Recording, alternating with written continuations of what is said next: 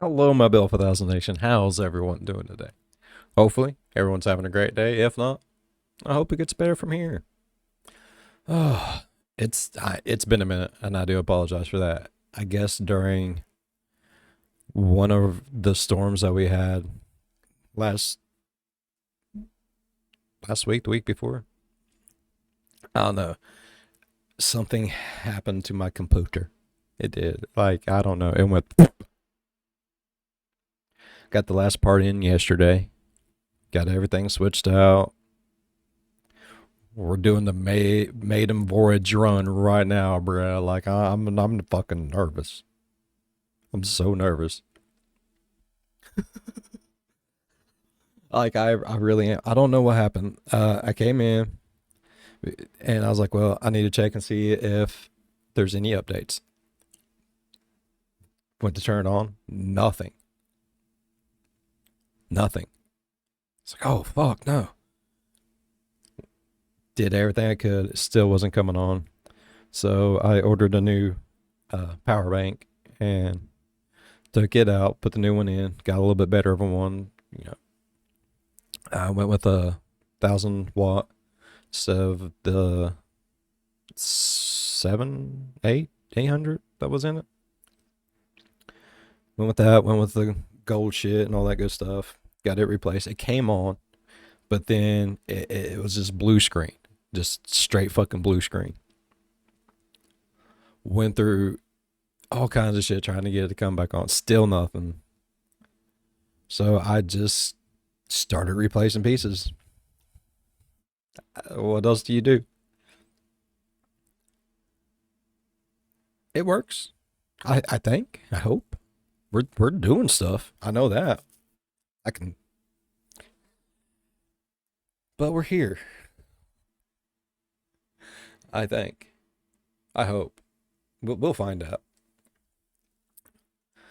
So I do apologize. I don't know what happened. I really don't. I got the last part in yesterday. Got it all put back together. Came on and went through this stuff. Is set up the Windows key and all that shit. Asked the questions like, is this a new computer? Or did you just switch out parts and all that good shit? Went through all that. Got everything reset yesterday. Green screen set back up. So we're doing it. We're fucking doing it. I'm excited. Oh, it's been crazy though. All right, I'm excited to get into today's video. Today we are back with a new. There's a lot of new MrBallens that I've missed on. I know we're gonna get it. My office is a mess. It's straight shit right now, and it's driving me insane. We are back with a new MrBallen video. This one is titled Three Somethings. Top 3 most disturbing ways to get yourself sick. Why the fuck would you want to get... Bro, I just got over fucking walking pneumonia. That shit sucked. Why the fuck would you want to get yourself sick? Shit, give me something, keep me healthy, bro. Either way, we're back with a new MrBallen video. I'm excited to get in today's video. Hopefully you guys are excited as I am. Hopefully you guys are still here. Hi. Let's go ahead and get in today's video. Go ahead, turn them lights down low, put on something comfy cup or something special. Let's get concerned for these dumbasses' health. What? I pushed things. There we go. I'm remembering. Let's go ahead and get into it, y'all. Called MrBallen's Medical Mysteries, where all we do is... Today, we're going to cover 3 wild medical mysteries. And if you like this kind of content, remember, we have a whole award-winning podcast called MrBallen's... My coffee. I've gone too far. We're past the point of no return.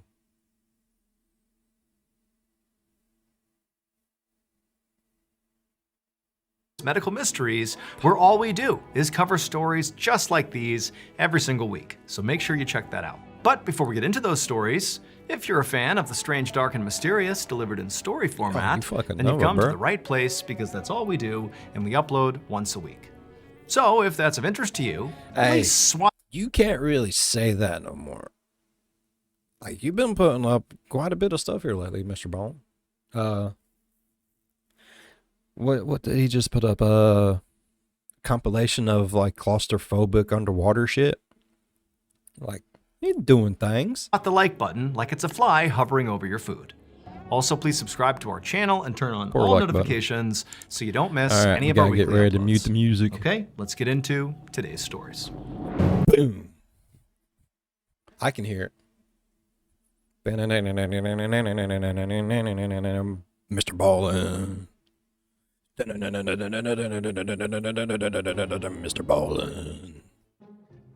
On the afternoon of January 22nd, 2024, an elderly woman named Janet Lee sat in front of her computer in an office on the second floor of her home in Newcastle, England. She was going over some recent bank statements, but it was... Should my office be on the second floor? Is that a thing? I don't want to be on the second floor. I don't want to walk upstairs every fucking day. Like, not only is like this my office, but this is also like where I come to game, and I don't want to have to do that. The kitchen's right fucking there. Why be upstairs? You're so far away from the food. It's kind of hard. She was distracted because all she could hear was her boyfriend. Her stomach growling because she's away from the kitchen. How you supposed to walk in there and get you like some olives and some cheese if you're upstairs? I love green olives, bro. Downstairs. It's my new addiction for the moment. I don't know why. Like, I do like olives normally, but I'm to the point like them queen olive, the big ass green ones, that's as big as a baby's fist. Go in there, got a big old, like, it's a black plastic jar so no light gets into it. Go in there and get me like a little glass Pyrex bowl full of them. Cut me up a little bit of Gouda cheese. Some green onion. Yeah. Talking to someone. So Janet's boyfriend was a guy named Richard O'Connell, and he and Janet had been together for about 20 years. Now, despite not officially being married, they sort of functioned like a married couple. They lived together, they shared everything. In fact, Janet had even written Richard into her will. Janet thought her and Richard would be together forever. I mean, clearly, if you're writing him into your will, and she assumed that feeling was... I don't know if that's accurate. People do weird stuff in wills, bro. I mean, right now I'm playing Blueprints. It's a new addiction up there with olives for me right now. I have quite a bit of hours in it already. And I'm to the point where I'm opening things. Let's just put it like that. I don't want to spoil anything for anyone else who's playing, but I'm opening things, bro. I'm opening things, bro. You know what I mean? Reciprocated. That Richard also felt like they were together. And that's what I'm saying. Like, look at the shit you got to go through on Blueprints. Because your uncle's an asshole and wants to see what you're made of, basically. But I get it. He wants you to feel like you earn Mount Holly and all that good. I'm sorry, y'all. It's an addiction. They're forever. But lately, their relationship had gotten pretty rocky, and in fact, both of them had begun openly talking about the possibility that they might need to break up. Now, nothing was set in stone, and by no means were they destined for a breakup, but it was suddenly, a possibility, and that was really hard for Janet to deal with. And so, as Janet sat upstairs trying to do these bank statements, but, getting completely sidetracked just by the sound of Richard's voice, part of the reason that was so distracting is, Richard was all she could think about. What would happen if they broke up? What would her life look like?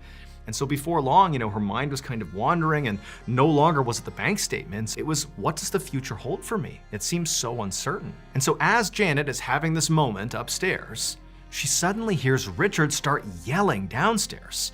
And at first, it kind of sounded like maybe he was yelling at the person he had been talking to. But the more Janet listened, she could tell it really wasn't that he was yelling as much as he was screaming, like he was screaming out in pain or something. And so Janet got out of her chair and ran downstairs to see what was going on. And when she did, she looked towards the front door and she saw there was this man who she didn't recognize, but he looked weirdly familiar to her. He was wearing a white lab coat, his back was to her, and he was walking out the front door.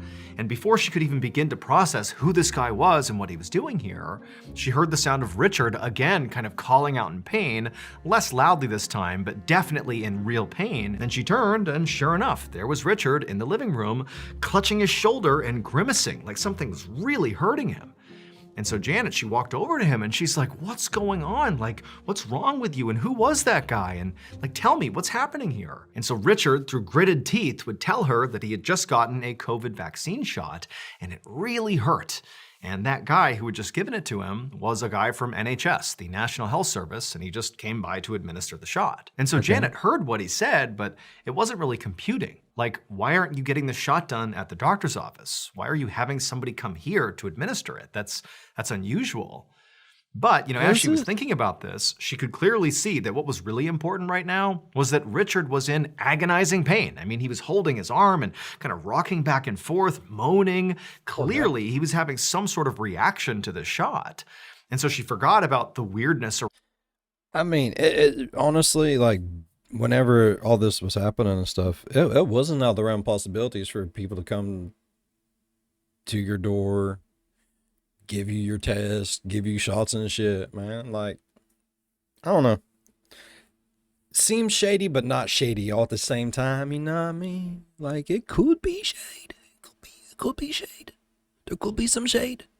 But there also could not be some shade. Around why he got the shot and how he got the shot. And with said to him, like, hey, do you want to go to the hospital? I can drive you. And at this, Richard kind of sat up straight and took a deep breath, clearly trying to calm himself down. And even though obviously his shoulder still hurt from the shot, he said to Janet that, the guy from the NHS told me this was normal. There's pain associated with this particular shot, and it would just go away on its own. And so I'm just gonna wait and let this thing fade. At this point, Janet was still worried about Richard, but he seemed pretty confident that this was not a big deal. And so she decided she would simply follow his lead. And she said, okay, if that's what you want to do. And then she turned and she went upstairs and continued trying to do her bank statements. But 2 days later, Janet did end up driving Richard to the hospital. Because over those 48 hours since Richard got that COVID shot, the spot on his arm, the injection site, had turned red and began to blister and bleed.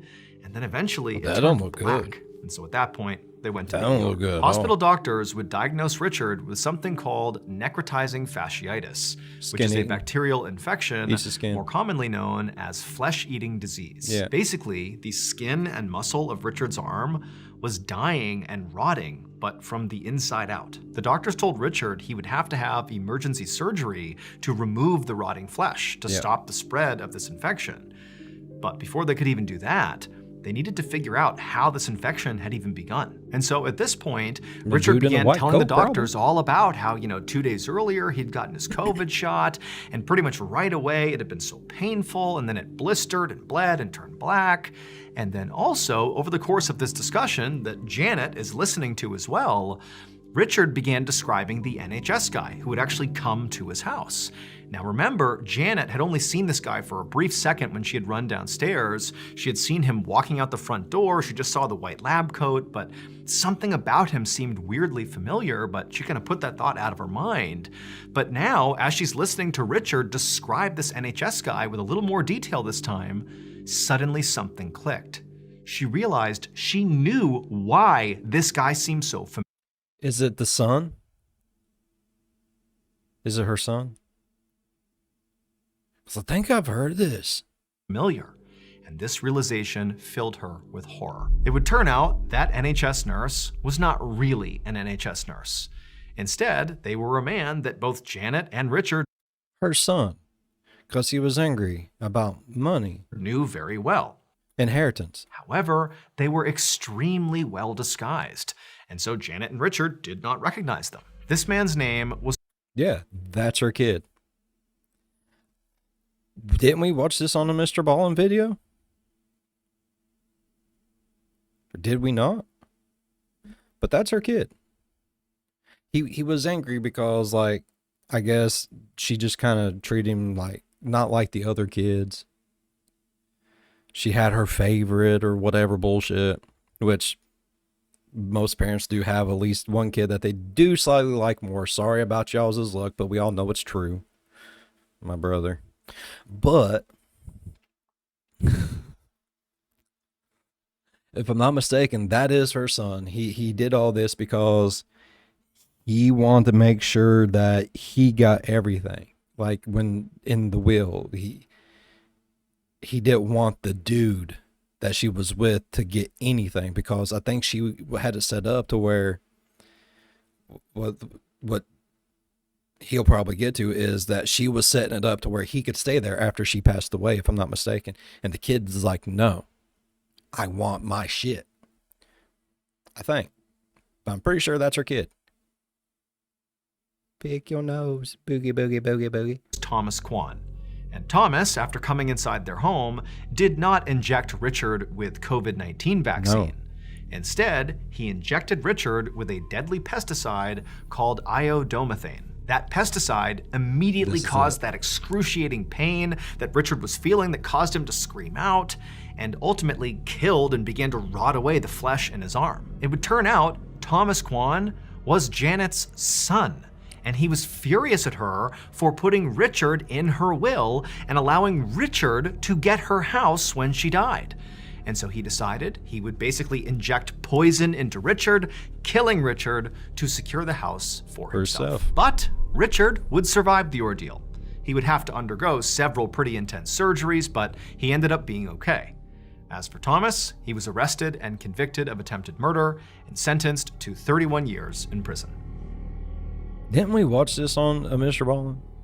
Am I stupid? You know that feeling when you get totally lost in a story? Like you're on the edge of your seat the whole time, start to finish? Yes. Well, that's the experience that Audible brings right to you. Are you in the mood for some heart-pounding, spine-tingling suspense? Maybe. Or maybe an epic quest across uncharted worlds? Ooh. Well, either way, Audible's got you covered. Whether you're stuck in traffic, hitting the gym, or just winding down after a long day, I can't listen to a book in the car. Thrillers, Bro, fantasies, true people crime, would die. you name it. I would fall And the best fuck part to is, sleep. it's all just a play button away. Unleash your... I don't know about the rest of y'all, but my parents used to throw me in the car whenever I was a baby, drive me around the block and let me fall asleep. And now every time I'm in the car, I want to go to sleep.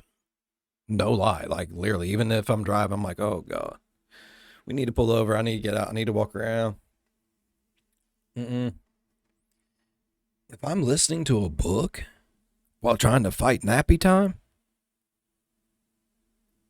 it ain't gonna work. I'm gonna be out.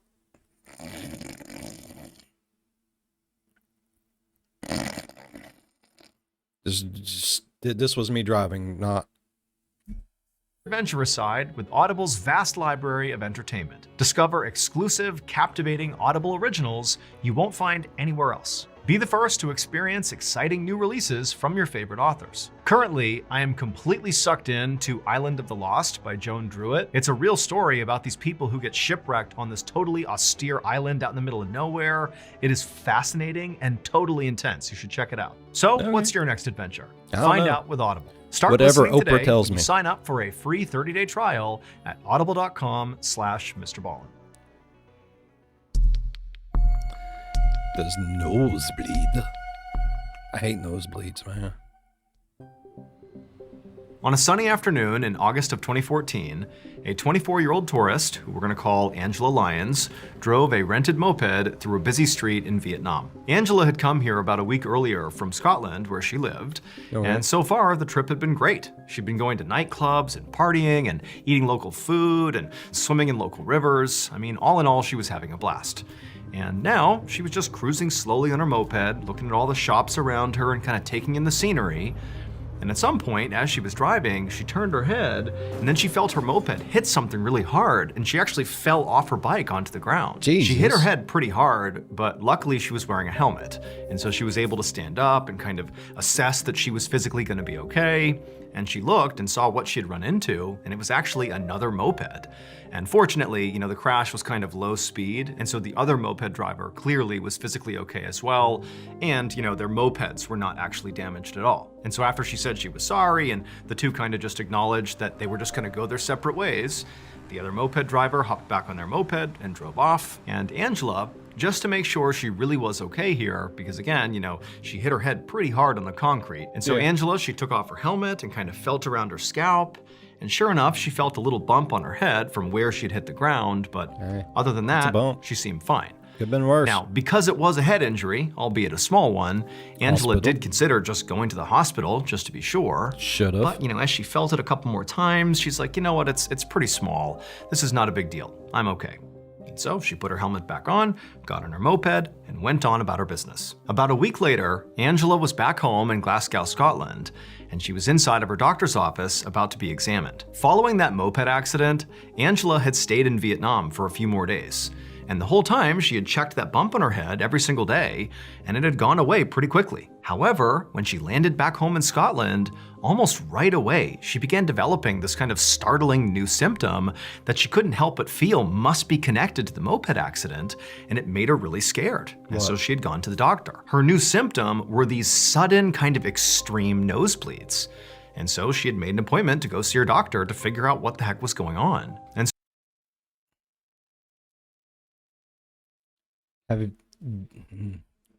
go to the doctor and do like the little ring test to see if there's spinal fluid in it? I mean, nosebleeds ain't uncommon. Severe nosebleeds aren't uncommon. Whenever I was little, I used to get very, very severe nosebleeds. I would have to go to the hospital. They'd have to get that shit put on the stick, shove up your nose, hold it, all that good stuff. I forget what that shit is. I ain't had to have that done in years. I guess I eventually just grew out of it or something. I'm not too for sure. But after a head injury, you could have like a little bit of spinal fluid in it. That would be bad. so finally, Angela's doctor came into the room, and he would examine her, and he would look at her nose and her head, and he would listen to her story about the moped. But after he was done with the exam, he would tell Angela that he did not think her nosebleeds had anything to do with the moped accident. Much more realistically, the nosebleeds were from her body adjusting to the weather in Scotland. Vietnam, it was a very hot environment, and Scotland was very cold, and so that shift was likely causing these nosebleeds. And so the doctor recommended that Angela put some Vaseline inside of her nostrils to keep it moist, and just wait for this to clear up as her body transitioned back to Scotland. A few days later, Angela was back home inside of her bathroom looking into a mirror. She was applying some Vaseline to her nostrils. Now, she had been doing this every day, multiple times a day, since the doctor had made that recommendation. But despite following the doctor's orders, her nosebleeds had persisted. If anything, they were getting worse. I mean, she was having these things multiple times a day. But for now, Angela simply turned on her shower and waited for the water to warm up, and then she hopped inside. And after a few minutes of just kind of standing under the water, Angela began just kind of touching her nose, something she was doing a lot of, since these nosebleeds had begun. Except as she touched her nose, she began to feel something weird sort of deep inside of her nostril that she maybe hadn't noticed before, and at some point, she actually pushed pretty hard on whatever this was inside of her nasal cavity. And when she did that, it sent this blinding wave of pain over her, and then simultaneously, blood began pouring out of her nose, and she couldn't get it to stop. It was like this flood of just constant bleeding, and it terrified Angela. I mean, she'd had these terrible nosebleeds, but this was the worst one, and it was clearly connected to something inside of her nose. And so she's starting to panic, blood's getting everywhere, and she's thinking, this has gotta be connected to that moped accident. Maybe I have some horrible brain injury. Maybe I'm dying here. And so in a panic, she jumps out of the shower, towels off, gets dressed, and rushes to the nearest hospital. When Angela got to the emergency room, a nurse quickly brought her into an exam room. I don't know why. It's just a nosebleed, but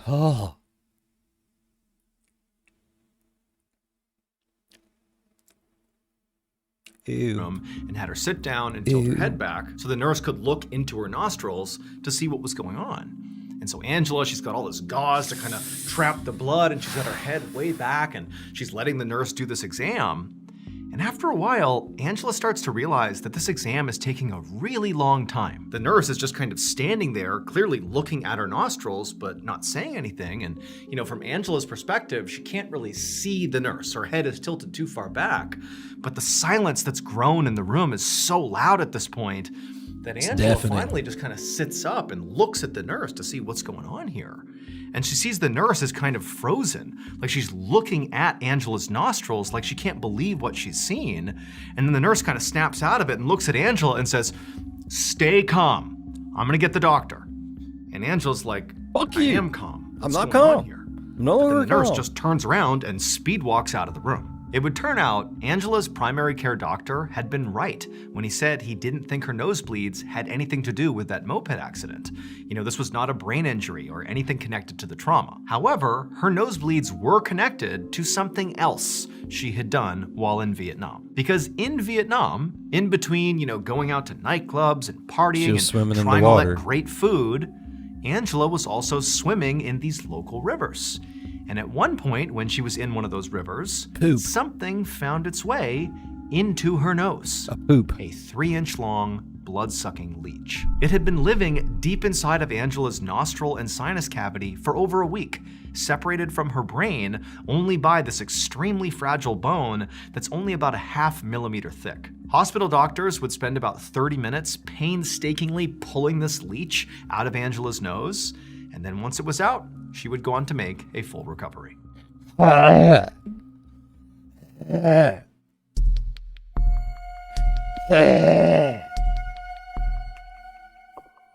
my happy face. One morning in February of 1987, a 45-year-old woman named Janet Overton stood in front of her bathroom mirror inside of her home. You gotta hold on, MrBallen. Like that was really fucking disgusting. I do not know how I would feel about having a motherfucking leech on my motherfucking nose, bro. I'm tired of these motherfucking snakes on this motherfucking plane. That's... That hits a gag reflex that I did not know I had. In Dana Point, California. Janet was a member of the board for the school district that her 17-year-old son attended, and she had a big meeting that day. But as she looked at herself in the mirror, she looked terrible. She was pale and exhausted, and she had these big dark circles under her eyes. Now, Janet knew why she looked this way. It's because the last couple of days, she'd felt really sick, kinda out of nowhere. She'd been all stuffed up. She had bouts of nausea off and on. She wasn't sleeping very well. That's awful. She figured she just had a bad cold and hoped if she could just kind of muscle her way through it, she could avoid going to the doctor. But now here she was about to have this big school board meeting, still feeling sick, still looking terrible. But instead of kind of canceling her plans and going to the doctor, she just caked on more makeup, did up her hair, and headed out the door. A few weeks later, Janet suddenly woke up in the middle of the night feeling so nauseous that she leapt out of her bed and ran to the bathroom and vomited. And then afterwards, she just sat on the ground sweating and shaking. So over the last few weeks, Janet's cold had not really gone away. In fact, if anything, it had just gotten progressively worse. Now, Janet had gone to the doctor about it eventually, and the doctor had agreed with her that, maybe you do have some really bad cold or some other virus here. But the only thing they told her to do was just, rest and stay really well hydrated. Wait it out. And whatever this is, it'll just run its course. And so that's exactly what Janet had been doing over these several weeks, but it hadn't helped. Janet's nausea had gotten so bad and so severe that she basically couldn't eat. And then she had also fallen behind on her work for the school board because she was so weak all the time. Janet forced herself to stand up off the bathroom floor, then she turned on the sink and began splashing cold water on her face. But as she did that, she noticed something new. She saw there was this red, scaly rash on her arms. And so she stepped back and pulled her sleeves up, and she saw the rash extended up onto her shoulders and up onto her neck and down her back. And when she touched it, it really hurt. I mean, this is a brand new symptom here, and she could tell it had to be connected to whatever this mystery illness was, and it terrified her. Like, what was happening to her body? And so she decided that night she had to go to the ER. The next day, Janet laid in a hospital bed with an IV in her arm and her husband and her son sitting right beside her. she still felt absolutely horrible. She still felt nauseous, she had cold symptoms, and that rash had now spread up to her neck and onto her face, and it had begun to blister. All night, the doctors had been running tests on Janet to try to figure out what was going on. But every test they ran came back negative. She didn't have the flu, and she didn't have at least any known infections or diseases that could cause these symptoms. And so the doctors were at a loss. However, scans of Janet's abdomen did reveal something concrete. She had all these ulcers in her stomach, which basically are like open sores in her stomach lining. Yeah. And so the doctors told her very likely it was these ulcers that were causing her extreme nausea and making it really hard to eat. But like everything else they were seeing, I had a cousin, he had ulcers really bad. It got to the point where he would just throw up like buckets of blood. Like, I know that sounds disgusting as all get out, but it got bad. It got real bad. With Janet, you gotta take care of yourself, people. You gotta take good care of yourself. You gotta put you up on the pedestal. They had no idea why she was developing these ulcers in the first place. And so ultimately, spicy food. Frank's Red Hot. She puts that shit on everything. All the doctors could really do for Janet was just treat her symptoms. They gave her ulcer medication, and they also... Speaking of hot sauce, I know I've been going off on a lot of tangents. I ain't got to talk to y'all for a minute. Dave's Insanity Sauce. Don't ever fuck up. Now, okay. It takes like, for a good sized thing of barbecue sauce, it takes like less than a teaspoon, like a quarter teaspoon. You put in there, you mix it up, and it's still a little on the side. I fucked up. Wasn't paying no attention. I was doing my thing, and I was like, oh, barbecue.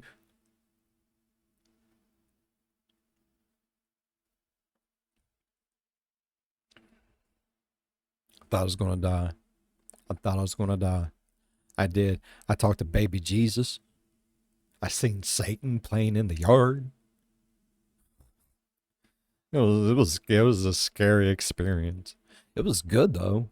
It didn't have a bad taste, but the hiccup started. My eyeballs was sweating. I was crying. also gave her some topical treatments for her rash. And over the next couple of days, these treatments seemed to work. Her ulcers went away and her rash basically disappeared. And overall, she felt a lot better. Not back to 100%, but pretty close. To the point where she was discharged. At least a passing grade. So Janet and the doctors were like, okay, we don't really know what this was or why it started. We just hope it never comes back. Several months later, on January 24th, 1988, Janet was at home getting ready for a whale watching trip with her 17-year-old son. And she felt horrible. Ever since leaving the hospital, she had periodically just kept getting sick over and over and over again. And each time she would go back to the hospital and they would just, treat her symptoms because no one could figure out what was wrong with her. And then eventually she'd get better and go back home and the cycle would repeat. And so on this particular day, even though Janet felt sick as a dog, she just told herself she was going to push through this and try to have a good day with her son on this whale watching trip. So she put on a ton of makeup, on a whale watching put her hair up, slammed some... That would just be cool as shit. I would also be scared that the whales would attack the boat and try to kill us all. I watch the news. I read Google stuff. I know some things. I know whales are acting a fool with boats some places. But my thing is, something I would love to do is go on one of those trains where you can, has a sleep car and all that shit. You basically rent out a room on the train. It's almost like a little hotel. You got the bunk beds and shit. I would love to do something like that. I would, China, Japan, wherever, get on one of those trains where you can be on there for so many days and you get to just kind of tour around and shit, see things. I love trains. I know a lot of people love trains, but I love trains, man. I do. Coffee, and then went downstairs to meet her son. Then the two of them headed outside, walked over to the car, and right as Janet was about to grab the car door handle and get inside, she stood there for a second. And died? and then just collapsed. Oh my Janet's God. husband and son immediately rushed Janet to the hospital, but by the time they I was just kidding. It was a joke, people. It was a fucking joke. got there, it was already too late. Janet was dead. Her doctors were obviously baffled. I killed her. My words from the future went back to 1988 and murdered her. Oh my God. Because they had been baffled for months now. Nobody knew what was happening to her. Cut her So open. ultimately, they brought in a coroner to do. Yeah, I'm about to say she's dead now. Like, you're going to be able to test a lot more thoroughly. Thoroughly.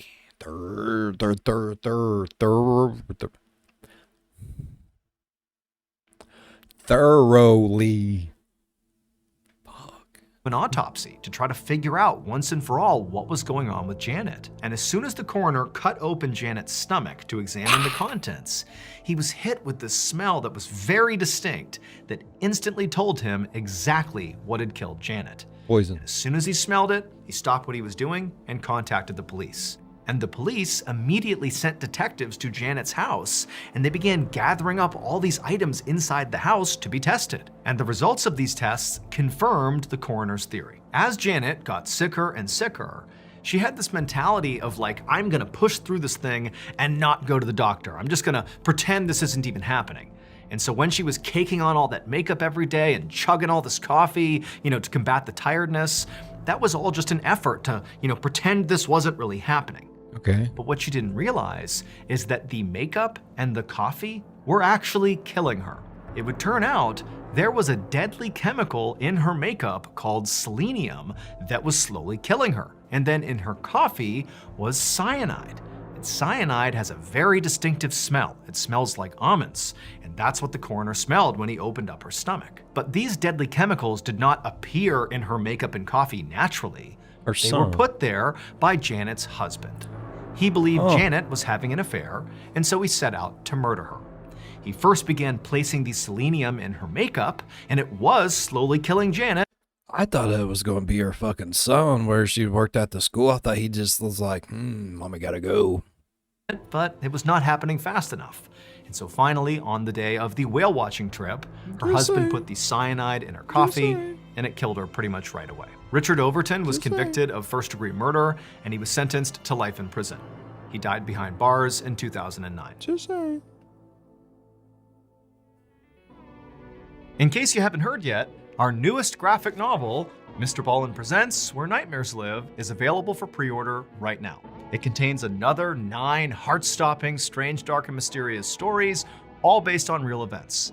This was a passion project. It took a lot of time, a lot of people involved, from the artwork to the storytelling. I mean, this is a beautiful piece to add to your collection, so you gotta check it out. The book comes out on September 30th, but again, you can pre-order your copy at book.ballenstudios.com, or you can click the link in the description below. There are a limited number of hand-signed copies available, but those are gonna sell out very quickly. So please pre-order today, because remember, your nightmares are waiting. Right. Thank you so much for watching. Let me know what you thought of today's episode in the comments. That was fucking crazy, MrBallen. It was her husband. Man, why couldn't you at least have the balls to come up and be like, hey, baby, you've been parking strange cars in your garage. But no, you just want to murder the bitch. What the fuck? I really thought it was going to be like the son where, it's just like at the school and shit, bro. I thought he was going to be like, mommy dear's got to die. I did. Well, I mean, after the first one, do you blame me? The first one, the son was killing could-be daddy-in-law. Or daddy, stepdaddy. But yeah, there's more story to the first one. If I can find the video on the channel, I'll link it in the description. That way you guys can go watch it. There's a lot more detail. It might have been that chapter. Now that I'm thinking about it, might have been a good old Mike story. I don't know. But it's very good to be back. I've missed you guys. so much. Oh. All right. If y'all really enjoyed today's video as much as I did, please go down there, leave a thumbs up. It really does help the channel grow. While you're down there, if you want, going over, slap that subscribe button. That helps the channel grow too. Probably a lot. More subscribers, I would imagine. I don't know. I act like I know how YouTube works, but I don't think anyone really knows how YouTube works. We just live here, bro. If you want to know when all kinds of this crazy shit happens, ding that bell, turn on all notifications. That way you can be informed when my pretty face is back on that screen. As always, be good to one another. I'll see you in the next one. Bye-bye. Damn, MrBallen. I'm not a big fan of medical mysteries, but I love them. I love them now.